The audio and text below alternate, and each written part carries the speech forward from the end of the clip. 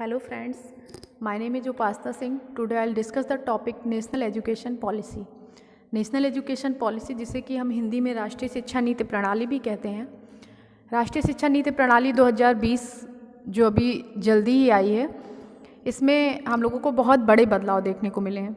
इससे पहले मैं आपसे पहली राष्ट्रीय शिक्षा नीति के बारे में बात कर लूँ।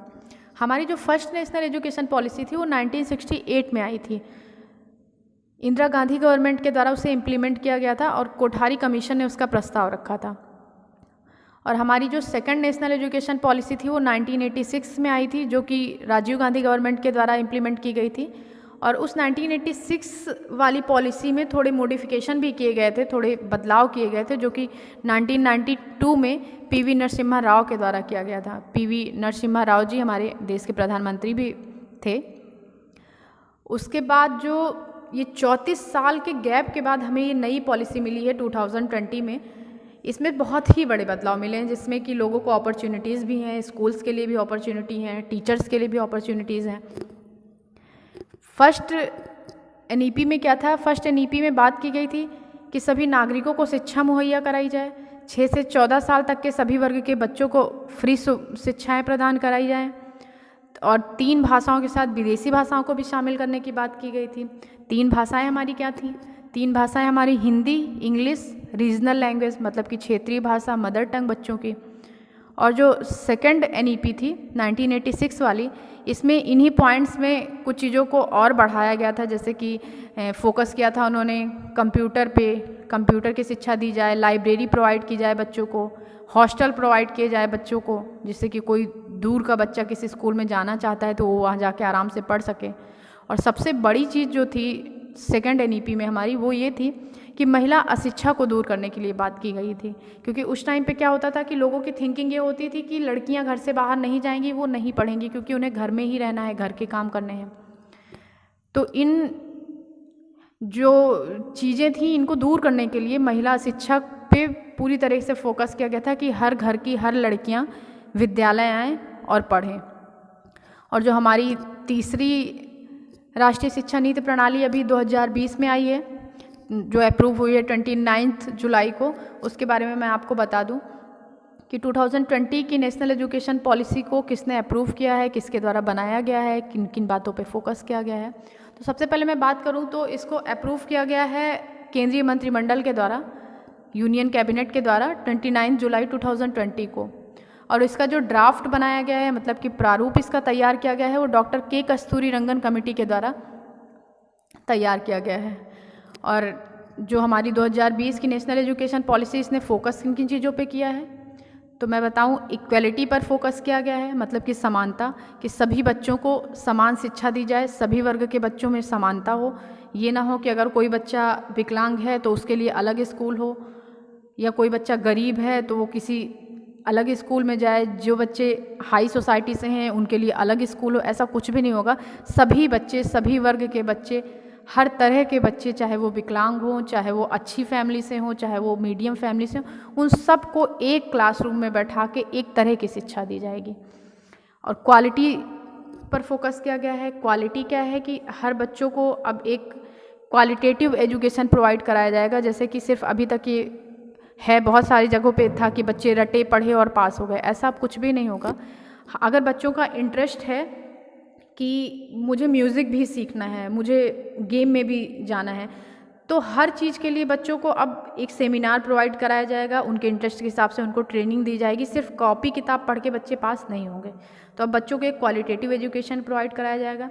रिस्पॉन्सिबिलिटी की बात करें तो बहुत सारे गवर्नमेंट स्कूल में ऐसा भी होता था कि बच्चे आते थे स्कूल और अपना खेलते कूदते थे। टीचर का क्या होता था कि वो अटेंडेंस लगाते थे, अपना टाइम पूरा करते थे और स्कूल से चले जाते थे। मतलब बच्चों के प्रति उनकी कोई जिम्मेदारी नहीं थी कि हाँ, हम बच्चों को हमें पढ़ाना है, बच्चों को कुछ सिखाना है। तो अब ऐसा कुछ भी नहीं होगा, बच्चों को बहुत ही जिम्मेदारी के साथ पढ़ाया जाएगा। अफोर्डेबिलिटी की बात करें तो हर वर्ग के बच्चे एक जगह पढ़ेंगे। ये जो भेदभाव था कि वो बच्चा बहुत अच्छे स्कूल में पढ़ रहा है क्योंकि वहाँ बहुत ज़्यादा फीस ली जा रही है, तो इसका मतलब वो बच्चा बहुत अच्छे स्कूल में पढ़ रहा है। और एक बच्चा जो गवर्नमेंट में पढ़ता था, उसे लगता था अरे हम तो गवर्नमेंट स्कूल के हैं, उनका स्कूल ज़्यादा अच्छा है। तो ये जो बच्चों भेदभाव था, इन सब चीज़ों को ख़त्म करके एक अफोर्डेबल एजुकेशन प्रोवाइड कराएगा जिसमें सभी बच्चे, सभी वर्ग के बच्चे एक साथ पढ़ सकें। अफोर्डेबल क्यों होगा? क्योंकि अब गवर्नमेंट फ़ीस का एक मानक तय करेगी, उससे ज़्यादा कोई भी स्कूल वाले फ़ीस नहीं ले सकते हैं। तो ये था 2020 में इन चीज़ों पर फोकस किया गया है। नेक्स्ट पॉइंट की मैं बात करूं तो MHRD जो था, ministry of human resource development, इसको रीनेम करके एजुकेशन मिनिस्ट्री कर दिया गया है। MHRD के मिनिस्टर कौन है इस टाइम पर प्रेजेंट में? मिस्टर रमेश पोखरियाल निशांक जी हैं। इससे पहले जो हमारे थे वो प्रकाश जावड़ेकर जी थे, जो कि अब सूचना प्रसारण मंत्री हो गए हैं। और अगर 5th पॉइंट की मैं बात करूं तो अब क्या है, नो लैंग्वेज बैरियर, मतलब कि किसी भी भाषा का कोई बैरियर नहीं होगा क्लास में। कक्षा 5 तक की भाषा अपनी रीजनल लैंग्वेज में, मतलब मदर टंग में क्लास में पढ़ सकते हैं। पहले लैंग्वेज बैरियर बहुत होता था जिससे कि बच्चे स्कूल छोड़कर चले जाते थे। किसी अलग स्टेट से बच्चे आए हैं किसी स्कूल में तो उन्हें लैंग्वेज प्रॉब्लम होती थी और वो स्कूल छोड़ देते थे। नेक्स्ट पॉइंट क्या है, मल्टी डिसिप्लिनरी ऑफ एजुकेशन, मतलब कि अब सब्जेक्ट्स में फ्लेक्सिबिलिटी होगी। इतने सालों से जो आप बॉर्डर देखते आ रहे थे कि साइंस का बच्चा साइंस के सब्जेक्ट ही पढ़ेगा, आर्ट का बच्चा आर्ट का ही सब्जेक्ट पढ़ेगा, वो बॉर्डर अब ओपन होंगे। इसका बेनिफिट क्या है कि कोई भी बच्चा अपने पैशन को अपने साथ लेके प्रॉपर चल सकेगा। जैसे कि हम आर्ट अगर पढ़ना चाहते हैं, आर्ट के सब्जेक्ट, उसके साथ हमें मैथ में भी इंटरेस्ट है, हम मैथ पढ़ना चाहते हैं तो हम उस सब्जेक्ट को भी पढ़ सकते हैं। अगर हम साइंस साइड हैं, हम साइंस के सब्जेक्ट्स हैं और मेरा म्यूज़िक में भी इंटरेस्ट है तो हम उसको भी, अपने पैशन को भी साथ में लेके चल सकते हैं। अब ये बाउंडेशन नहीं होगा कि अगर आप आर्ट स्ट्रीम के हैं तो आर्ट के सब्जेक्ट्स ही पढ़ेंगे, अगर आप साइंस स्ट्रीम के हैं तो साइंस का ही पढ़ेंगे, कॉमर्स के हैं तो कॉमर्स का पढ़ेंगे। ये बैरियर ख़त्म कर दिया गया है। अगर आप किसी और सब्जेक्ट में इंटरेस्टेड हैं या उस सब्जेक्ट में आपका इंटरेस्ट है, आपको लगता है कि मैं इस सब्जेक्ट से आगे करियर बनाना चाहता हूँ, उस फील्ड में जाना चाहता हूँ, तो आप उस सब्जेक्ट को भी चूज़ कर सकते हैं। नेक्स्ट पॉइंट क्या है, multiple entry and exist point.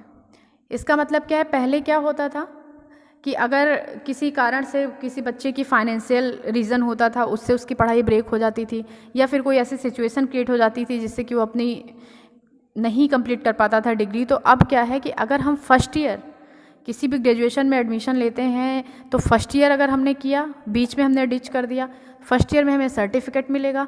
Second year अगर हमारा कंप्लीट हुआ तो डिप्लोमा मिलेगा और अगर पूरा कंप्लीट होता है तो फिर हमें डिग्री भी मिलेगी। मतलब अब ये नहीं होगा पहले की तरीके कि अगर हमारी पढ़ाई बीच में छूट गई है और हमें फिर से कंटिन्यू करना है तो हमें पूरा स्टार्टिंग से एडमिशन प्रोसेस लेकर first year, second year, third year करना होगा। और अब क्या होगा कि स्टूडेंट्स का एक एकेडमिक बैंक ऑफ क्रेडिट तैयार किया जाएगा। इसमें क्या होगा कि डिजिटली उनके रिकॉर्ड मेंटेन किए जाएंगे, उनके मार्क्स के और हर चीज़ों के उनका पूरा रिकॉर्ड होगा इसमें। नेक्स्ट पॉइंट की मैं बात करूँ तो सिंगल रेगुलेटर। सिंगल रेगुलेटर क्या है कि अब सभी कॉलेजेस जो है एक बॉडी के अंदर आएंगे, मतलब all colleges under one body. अब ये नहीं होगा कि जैसे पहले होता था कि सारे विद्यालय जो होते थे वो अपना एंट्रेंस एग्ज़ाम लेते थे। अब सिर्फ higher education commission of India के द्वारा एक टेस्ट रखा जाएगा जिसको बोलेंगे कैट, कॉमन एडमिशन टेस्ट। वही सारे टेस्ट लेगी और एडमिशन्स होंगे। अब अलग अलग कॉलेजेस का ये जो नियम था कि सब अपने अपने एंट्रेंस एग्ज़ाम लेते थे, अब ऐसा नहीं होगा, मेडिकल और लीगल को छोड़कर। वोकेशनल एजुकेशन जो है इसको हम हिंदी में व्यावसायिक शिक्षा कहते हैं। ये हमारी 6th क्लास से स्टार्ट होगी। जैसे कि अगर बच्चा किसी और चीज़ों में इंटरेस्टेड है तो बच्चे को उस चीज़ का भी प्लेटफॉर्म प्रोवाइड कराया जाए। मतलब क्या है कि अब करिकुलम को घटाया जाएगा और कोर कॉन्सेप्ट बढ़ाया जाएगा। जैसे वोकेशनल एजुकेशन हो गया, जैसे कि अगर कोई बच्चा आर्टिस्ट बनना चाहता है, कोई बच्चा इलेक्ट्रीशियन बनना चाहता है, किसी को पेंटिंग में इंटरेस्ट है, तो अब उन सब चीज़ों के लिए उनको सेमिनार प्रोवाइड कराए जाएंगे, उनको ट्रेनिंग दिलाई जाएगी। और ये जो इलेक्ट्रीशियन हो गए, आर्टिस्ट हो गए, इन सब लोगों का भी इन्वॉल्वमेंट होगा स्कूल में।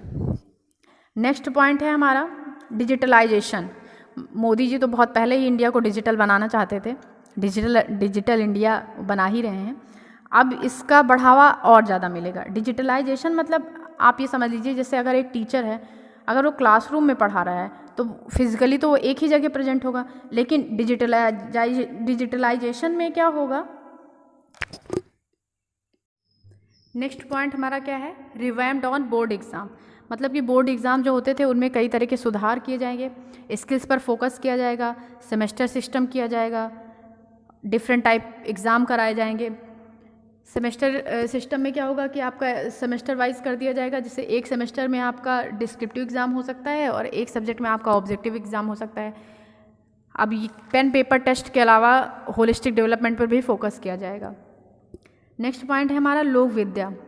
लोक विद्या में क्या है कि आप एजुकेशन के साथ साथ अपने कल्चर हेरिटेज को बताने के लिए इस लोक विद्या में इनकरेज किया जाएगा। जैसे हैंडलूम्स का काम है, किसी फार्मर है उसकी कोई नई टेक्निक है खेती करने की, या कोई आर्टिस्ट है जो उसकी अपनी कलाएं हैं, तो इन सब चीज़ों को प्रमोट किया जाएगा कि हम बाहर की चीज़ों को सिर्फ देखकर कॉपी ना करें, हम अपने ही देश के लोगों से जिनके अपने एक्सपीरियंस हैं, जिनकी अपनी न्यू टेक्निक्स हैं, वो सब लोक विद्या में बताई जाएंगी, जिससे कि हम उन चीज़ों को सीखें और सिर्फ बाहरी चीज़ों को कॉपी ना करें, हम अपनी चीज़ों को भी प्रमोट करें।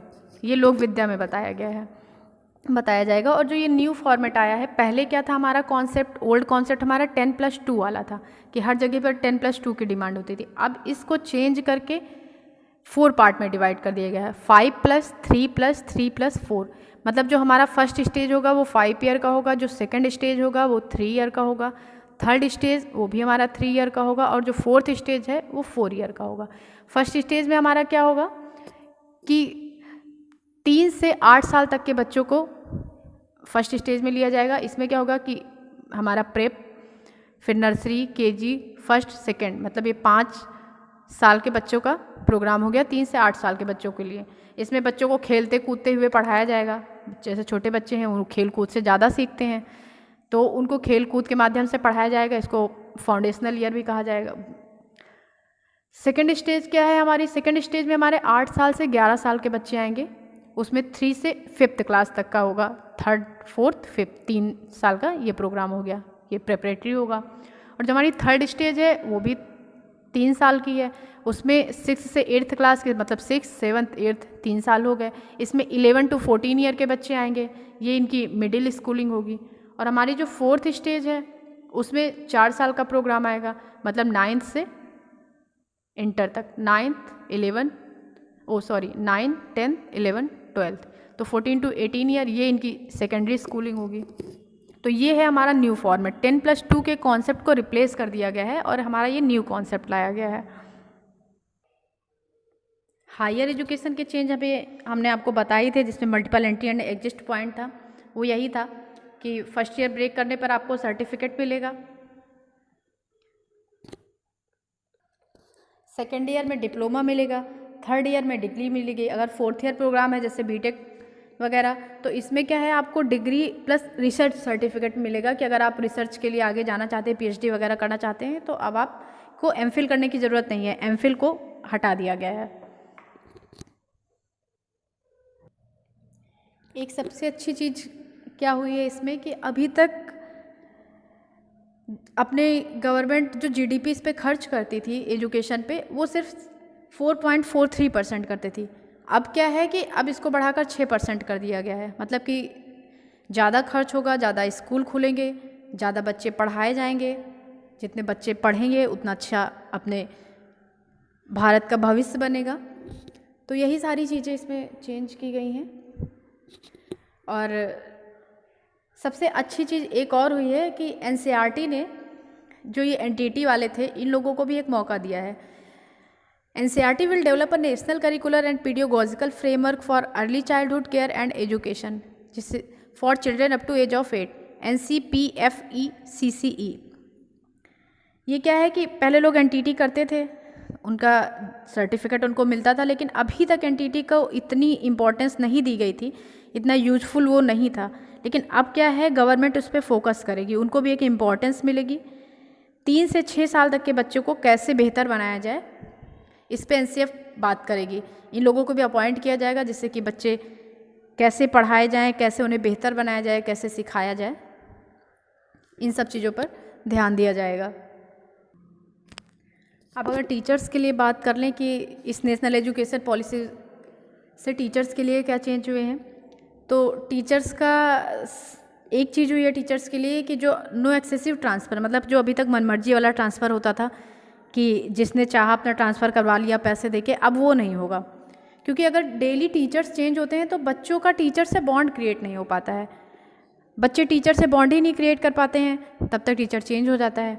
तो अब ये नहीं होगा। अगर किसी स्पेशल केस में ट्रांसफ़र होना होगा तो उसके लिए पूरा ऑनलाइन प्रोसेस होगा, हर चीज़ें जान के तभी ट्रांसफ़र होगा। मतलब कि पहले की तरह ट्रांसफ़र इतना आसान नहीं है। और दूसरी चीज़ क्या है, robust teachers recruitment and career path. मतलब टीचर्स को भी अब बढ़ावा मिलेगा। अगर किसी भी टीचर्स को प्रमोशन लेना है तो अब क्या होगा कि टीचर्स के लिए एक स्टैंडर्ड सेट होगा जो कि ऑल इंडिया कॉमन होगा। NSPT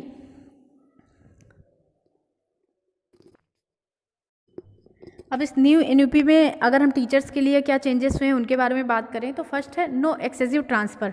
मतलब कि मन मर्जी वाला ट्रांसफ़र नहीं होगा कि डेली टीचर चेंज हो रहे हैं, बच्चे भी कंफ्यूज हो रहे हैं, बच्चे उनसे बॉन्ड क्रिएट नहीं कर पा रहे हैं। बच्चों को बहुत प्रॉब्लम होती है, अगर डेली टीचर्स चेंज होते हैं तो बच्चे उनसे बॉन्ड ही क्रिएट नहीं कर पाते हैं, टीचर को समझ ही नहीं पाते हैं, तब तक न्यू टीचर आ जाता है। अब ट्रांसफ़र सिर्फ स्पेशल केस में होगा, वो भी बहुत ही ऑनलाइन प्रोसेसिंग से गुजरना पड़ेगा तभी ट्रांसफ़र हो पाएगा। इतनी इजीली ट्रांसफ़र नहीं होगा जैसे पहले होता था कि आपने घूस दे दिया और आपने अपना ट्रांसफ़र करा लिया, ऐसा कुछ भी नहीं होगा। सेकेंड थिंग क्या है, robust teacher recruitment and career path. अब टीचर्स के रिक्रूटमेंट को भी अपॉर्चुनिटी उन्हें मिलेगी। अगर कोई टीचर है, पहले के जैसा नहीं होगा कि अगर वो प्राइमरी स्कूल का टीचर है तो जब तक उसकी नौकरी है वो प्राइमरी स्कूल के टीचर से ही रिटायर हो जाए, ऐसा नहीं होगा। इसके लिए टीचर्स के लिए एक स्टैंडर्ड सेट होगा जो कि ऑल इंडियन कॉमन होगा। NPST national professional standard for teachers. ये क्या है, ये प्रमोशन बेस्ड एग्ज़ाम है। अगर आप इस एग्ज़ाम को क्वालिफाई करते हैं तो आपको प्रमोशन मिल जाएगा। अगर कोई प्राइमरी स्कूल का टीचर है, उसके अंदर कैपेबिलिटी है कि वो और अपर लेवल पे जाए तो वो जा सकता है। थर्ड थिंग क्या है, कंटिन्यूअस प्रोफेशनल डेवलपमेंट। मतलब कि अब टीचर्स को भी प्रोफेशनल डेवलपमेंट प्रोग्राम प्रोवाइड कराए जाएंगे, ट्रेनिंग दी जाएगी ऑनलाइन ऑफलाइन कि बच्चों को कैसे बेहतर बनाया जाए, क्या नई चीज़ें आई हैं टेक्नोलॉजी में, बच्चों को उनसे अपडेट किया जाए। ये सारी चीज़ें हैं, टीचर्स के लिए भी हैं। और सबसे अच्छी चीज़ एक और हुई है कि अब टीचर एलिजिबिलिटी टेस्ट जो है वो चाहे प्राइवेट स्कूल हो या गवर्नमेंट स्कूल हो, सभी के लिए टीचर्स को क्वालिफाई करना पड़ेगा। एक चेंज और हुआ है कि अब ये टारगेट रखा गया है कि 2030 तक सभी ज़िलों में एक मल्टी डिसिप्लिनरी इंस्टीट्यूट होगा जहाँ पे बच्चों को एक अपॉर्चुनिटी मिलेगी। हर एक ज़िले में बहुविषयक संस्था होगी जिसमें बच्चे अपनी हर स्किल्स के साथ जा सकते हैं, उनको एक मौका मिलेगा। पेन पेपर टेस्ट को कम करके होलिस्टिक डेवलपमेंट पे ध्यान दिया जाएगा। और नेशनल एजुकेशन टेक्नोलॉजी फोरम बनाया जाएगा जहाँ से टेक्नोलॉजी का फुल यूज होगा एजुकेशन में। डिजिटलाइजेशन वगैरह सब इसी के अंडर आएगा। ये सारे चेंजेस हुए हैं। और बहुत लोगों को अभी डाउट है कि 2030 से मिनिमम डिग्री क्वालिफिकेशन जो है टीचिंग के लिए 4 ईयर BEd डिग्री प्रोग्राम लिया जाएगा, तो उन्हें बहुत कन्फ्यूज़न है कि अभी हमें ये BEd करना चाहिए कि नहीं करना चाहिए। तो ये सारे चेंजेस जो हैं ये इनका टारगेट जो है 2040 रखा गया है कि 2040 तक फुली इम्प्लीमेंट टारगेट रखा गया है इस नेशनल एजुकेशन पॉलिसी का। तो अभी आप जो कुछ कर रहे हैं आप उसको कंटिन्यू करें, इसमें कोई कन्फ्यूज़न नहीं है कि आप 1 साल का करके आप छोड़ रहे हैं। तो जो भी BEd वगैरह कर रहे हैं आप उसको कंटिन्यू करिए। इसको इम्प्लीमेंट किया जाएगा केंद्र और राज्य सरकार की सहमति से। तो इसका टारगेट 2040 रखा गया है। यही सारे चेंजेस लाए गए हैं। और अभी तक क्या था कि सर्वे के द्वारा पता चला कि 2 करोड़ से ज़्यादा बच्चे जो हैं वो किसी भी स्कूल में इनरोल्ड ही नहीं हैं, वो पढ़ ही नहीं रहे हैं। तो उनके लिए क्या है, उनको लिए स्कूल बनाए जाएंगे, उन बच्चों को पढ़ाया जाएगा, उनको इनरोल किया जाएगा। इससे क्या होगा कि टीचर्स के लिए भी एक अपॉर्चुनिटी है कि जब भाई स्कूल खोले जाएंगे तो टीचर्स भी अपॉइंट किए जाएंगे। तो ये सारी टीचर्स के लिए एक अपॉर्चुनिटी भी है और बच्चों के लिए भी है कि जो बच्चे अभी तक नहीं पढ़ पाते थे वो भी पढ़ पाएंगे। और अब जो प्रैक्टिकल नॉलेज पे फोकस किया गया, इससे क्या होगा कि हर एक बच्चा स्कूल से निकलने के बाद कम से कम एक स्किल को अडॉप्ट करके ही निकलेगा, कुछ ना कुछ बच्चा सीख के निकलेगा।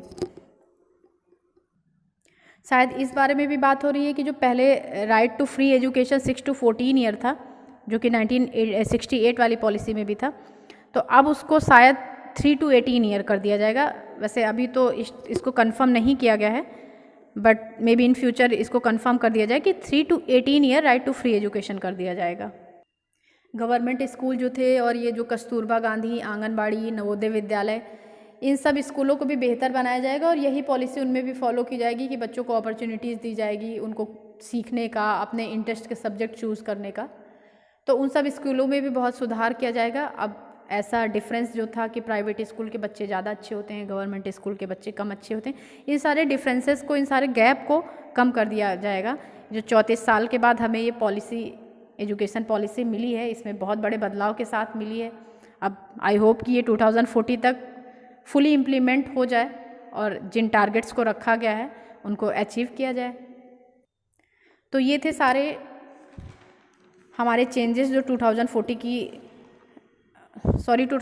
एजुकेशन पॉलिसी में रखे गए हैं। ये सारे पॉइंट्स थे टीचर्स के लिए, स्टूडेंट्स के लिए। और अगर आपको ये वीडियो अच्छी लगी हो तो प्लीज़ लाइक शेयर सब्सक्राइब ज़रूर करिएगा। Thank you.